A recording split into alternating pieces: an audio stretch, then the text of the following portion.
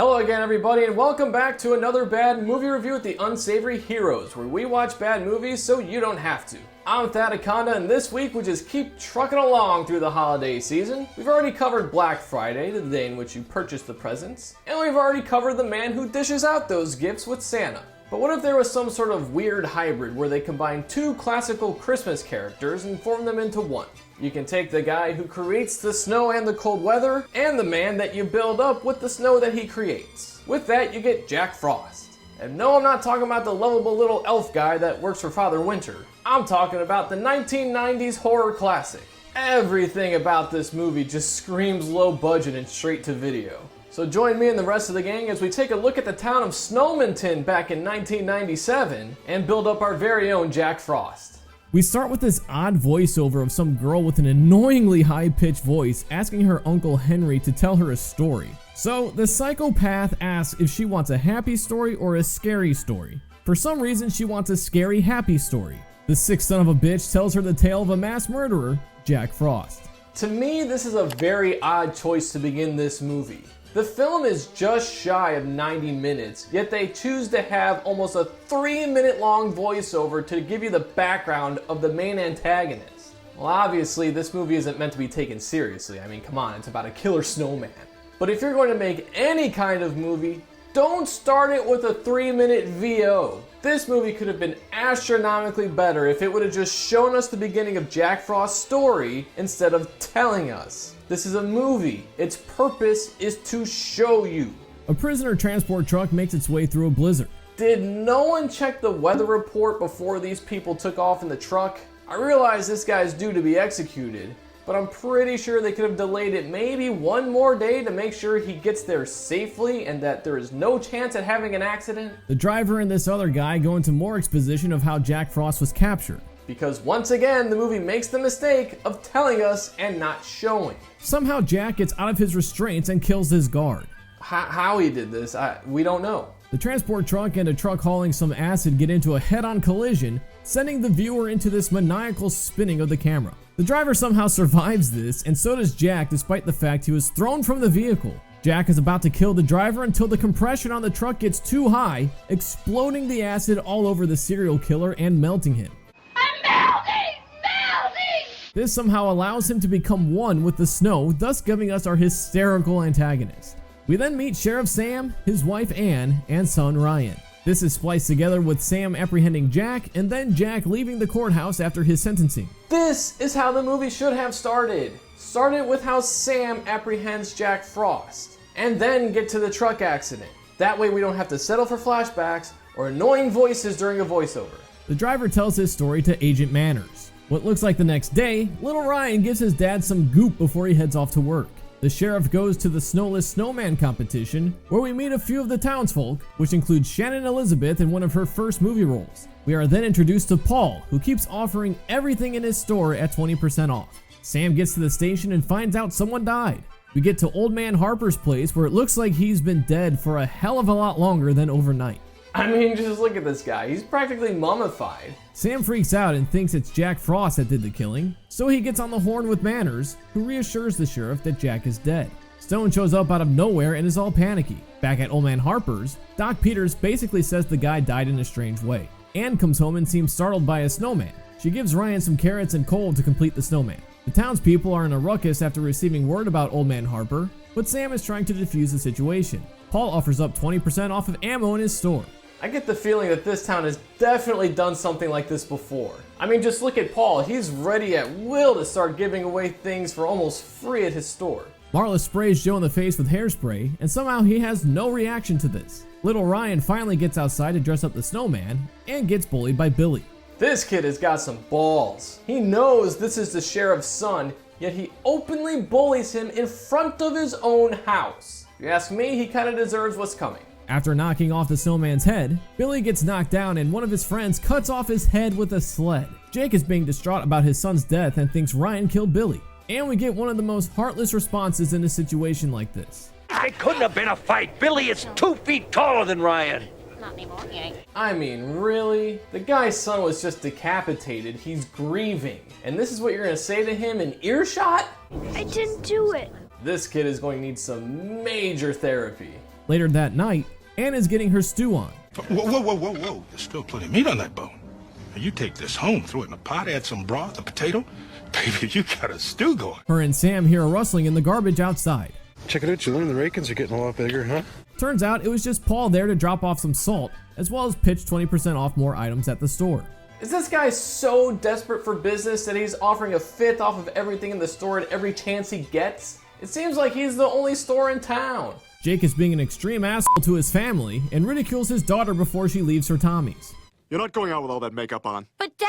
Upstairs, you're a McDonald, not a whore. As he sits outside to smoke his pipe, the snowman starts talking to him. As he searches for who's scaring him, Jack grabs the hatchet and rams it down Jake's throat. Gosh, I only asked you for a smoke. Oh, I hope you're ready for more of these. Jack then gets into the house and takes out Sally.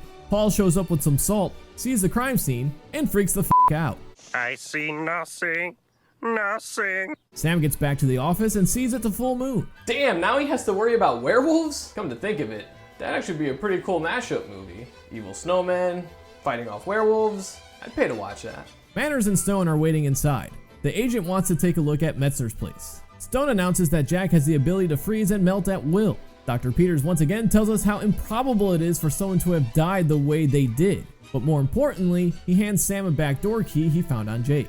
Sam announces at a town hall meeting that he's enforcing a 24-hour curfew. Paul shows up and starts destroying all the snowmen outside for the competition. Manners knocks him out and pulls rank. On his way to Paul's place, Chris stops because of the snowman in the middle of the road. Instead of just plowing through it, he decides to take a look. He goes to the trunk to get a shovel, but Jack is gone. When he closes the trunk to put the shovel back, Jack runs him over with the cruiser. Anne is home to get more blankets and she sprung a leak. Joe scares the shit out of her. For some reason, Jill and Tommy are waiting outside the Tyler's house. The two strip down to their regular layer of clothes before Jill takes off because the script needs Tommy to be in the kitchen by himself. What exactly was her plan? Was she just gonna bang her boyfriend and leave one of the used condoms on the pillows? While getting the champagne ready, Even though she clearly said wine. And a bottle of wine. he goes to the clearly broken freezer to get some ice. For some reason, they put a lot of focus on him putting the chiseled ice into the glass, but nothing comes of this. Instead, he gets killed by some icicles fired out of Jack's hand. This to me feels like a very big missed opportunity for the movie. I mean, how cool would it have been to have seen Tommy take a drink and then have Jack explode from out of him? But instead we get this lame ass kill with icicles being fired out of his hand. And what's up with Tommy's brain pulsating and making a heartbeat sound effect when he drops? That's not how biology works. Jill takes a bath, but it turns out it's Liquid Jack and she dies in the most hilarious fashion. Whatever these writers are on, I would like to try some. Back at the police station, Jack shows up in Chris's cruiser. Oh, God. Nah, Finch couldn't make it. I will give the movie credit where it's due. There are some pretty funny lines. They seek shelter inside the station, but Jack is leaking his way in. So they run away once he takes his physical form. Sam comes up with the idea to blow up the building after finding out heat can somewhat hurt Jack. So they grab practically every bottle of hairspray in town, which just happened to be in their closet, and set them off. Sam realizes he left the key to the lock in the window and the door to the cells, so he has to go back and get it. For some reason, instead of just being aggressive and going to get it, he takes his sweet time, allowing more of the melted Jack to get through. Of course, he has to drop them into the puddle, meaning Jack can reach up and grab him. On his way back to the gang, Paul now decided to remind people of his presence. What the hell was he doing when all the other commotion was going on? Was he just in the corner of the cell taking a shit? Sam gets the window open and everyone gets out just in time. After crossing the road, Manners fires around it at the metal frame of the window, causing an explosion. It doesn't work as Jack reassembles himself like the T-1000. We don't have much time. But in messed up form.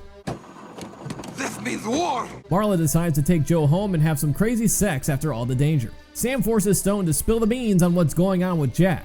Basically, the acid was created to bond human DNA to an inert material. I don't know, it doesn't make much sense. Somehow the snowman having Jack's personality means the human soul is real and is a chemical. He also has no idea how to stop it. The three come up with the idea to get Jack into the downstairs furnace in hopes the sustained heat will break the bonds from Jack's transformation. Jack turns himself into a giant snowball and rolls into the building, but the guys are armed with hair dryers. They use their newfound weapons to force him downstairs into the furnace, and they melt the snowman. We iced him. No. It can't be that easy, can it? It's not. Just moments later, Jack reassembles himself and kills Manners and Stone. Jack emerges from out of stone. Don't eat yellow snow. What? How does that apply to? Jack starts melting his way into the car and pops up in the back seat. While leaving through the window, Sam slams the bag of goopy oatmeal into Jack's face. This causes the snowman to melt. Sam asks the all-important question. Honey, what did you put in the oats? Antifreeze. Is this kid a f***ing idiot? Or are Sam and Ann just that terrible of parents that they never told their son that drinking antifreeze would kill you? Jesus Christ. Instead of being horrified that his own son tried to kill him, Sam is happy. Jack gets run over by Paul, and Sam tells him to run to his store and get all of the antifreeze he has. I would like to point out at this point in the movie, the entire Metzner family is now dead because no one knows about Jill, or Tommy for that matter, over at Sam's house. And yet the final act of this movie plays out like their two deaths don't even matter. Sam lures Jack upstairs in what I'm assuming is the town's brothel, where it looks like all hope is lost for our protagonist. But he gathers just enough strength to throw himself and the snowman out of the window and into the pool of antifreeze in Paul's truck.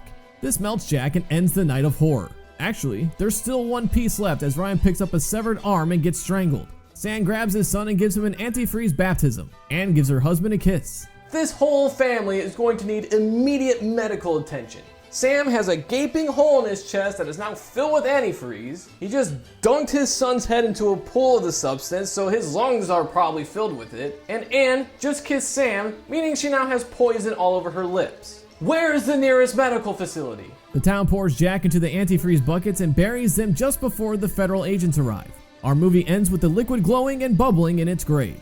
That's Jack Frost, ladies and gentlemen, and just wow. This movie has a bit of an odd balance. It's not really scary, it has some funny lines, but it's neither of both. But it does have one of the greatest kills in cinema history. Unfortunately, it just falls flat and doesn't really carry either the humor or the horror throughout the film. So for these reasons, I think it's safe to say we can give this 2 out of 6 beers. I understand it's not meant to be taken seriously, but the humor isn't strong enough to carry it throughout the length. And in case you were wondering, yes, there is a sequel to this, and we'll probably cover it next year as part of our sequel series. Well, that'll wrap things up for this edition of Another Bad Movie Review with the Unsavory Heroes. If you made it to this point in the video, thank you for sticking around and showing your support. You can also show some more love by hitting those like and subscribe buttons below. If you have anything you'd like to say about the movie, the review, or if you have any ideas of any films we should feature in the future, be sure to leave those in the comments. If you'd like, we also stream basically every Monday, Wednesday, and Friday on Twitch. So stop on by and check us out as we watch some movies, play some games, and just try to have a good time. You can see whenever we go live by following us on our social media channels, basically just Facebook and Twitter, sometimes maybe Instagram, so be sure to follow us on those as well, because you know what'll happen if you don't. I'm Thadaconda saying thanks for stopping by, and we'll see you next time here on another bad movie review with the Unsavory Heroes.